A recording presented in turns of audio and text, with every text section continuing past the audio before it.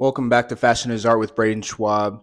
And make sure you like the video, subscribe to the channel below, and make sure you also comment your favorite fashion app that you've used to sell before, because today that's what we're going to talk about, selling with fashion apps.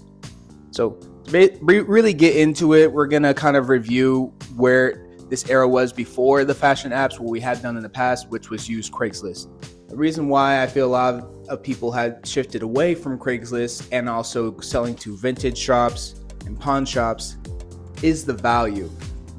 You don't get a great bang for your buck going to pawn shops, and that's kind of been noticed in other industries such as, electronics. You're selling back video games.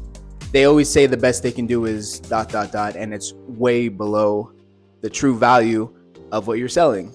So from that, people really just wanted to move away from it, get more value. Craigslist is tough because with Craigslist, a lot of times you do run into much more fake accounts, bots, hackers, scammers, and you can run into this on any platform really. So that's not the point of it at all. But when you're on Craigslist, you're only communicating via email. There's not too much you can go on with a person versus like some other replacements that we'll get into later on in the video, kind of give you a lot more background into the person you're selling to. So when you go to meet up with them, not only are they the person they say they are, but you can also judge them character-wise better off if they're gonna try to lowball you, try to waste your time. I've never had a good sale through Craigslist, but I've had plenty of good ones through other apps, like more of the modern apps that people use where you can actually confirm them, see the reviews on them as a seller and things like that. Now let's get into some options. First off is Depop, and I have a video that I'll leave up here that goes into why you should use Depop if you're unfamiliar. But essentially, it's a great vintage clothing selling app that primarily deals with the vintage clothing, but you can sell anything on there as far as clothing goes: shoes, slides, whatever, hats, backpacks.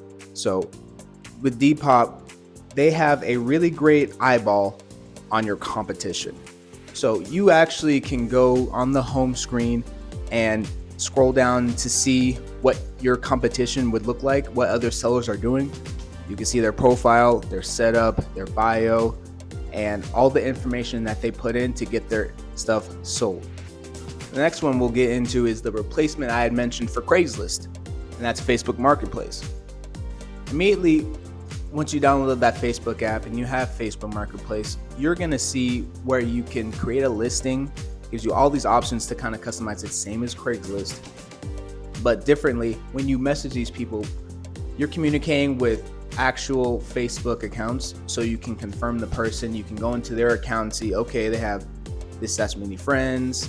They actually check out. It's not a bot, not a fake profile.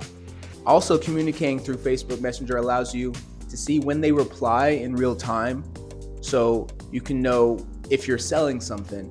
Okay, this person, he read my text like 3-4 hours ago. He's obviously not interested. Gives you a lot of that freedom to make sure you can move on to the next person much quicker. Obviously, you don't want to wait 3 or 4 hours, but that's just a point of reference to understand, like, hey, this person's wasting my time. If you really want something sold and you have other people waiting on it, you're gonna get that back quicker than you would probably like an email. And obviously, with how quick people would check it, not many people have their notifications turned on for email on their phones. I don't know if you notice that, because I definitely don't, or else these videos would just be popping off whenever I try to record one. So now, anyway, the other thing I like with Facebook Marketplace would have to be the convenience that it allows you just to be able to identify where their top picks are. Similar to Depop, you can go into their top picks and kind of see what's the hottest sneaker that's selling during that period of time. What is the coolest hoodie that's selling? I tend to see a lot of Jordans, a lot of Nike type of wear go really well on Facebook Marketplace. I tend to see them in a lot of the top picks as well. Now, to an extent, could that be because my personal interest is curated to Jordan or Nike? Maybe. But for the top 5, that's really just explaining for itself how popular the shoe is. And with Facebook Marketplace, it's nice that you can avoid the shipping that you would normally have to work on with like a Depop when you send something across the country, and just focusing on dealing locally. A lot of times you're not going to find someone who is as interested in your piece as you'd like in a closer location, but when you can, it's nice not to have to deal with any sort of shipping. You can just meet up with the person. They're ideally in your location, because Facebook Marketplace really channels like the convenience of meeting in a closer location, again, obviously locally. And with so many users on that platform, you're gonna find plenty of people, like literally anyone with a Facebook account versus anyone with a Depop account, or anyone with a, the next one we'll talk about is Etsy. You're gonna have much more users to work from with Facebook. So just by that effect, they're gonna be able to get a lot of these out pretty quickly and not waste too much of your time in selling. Now with Etsy, this is kind of the next step up when it comes to like building your brand out, because it truly allows you to build your own brand.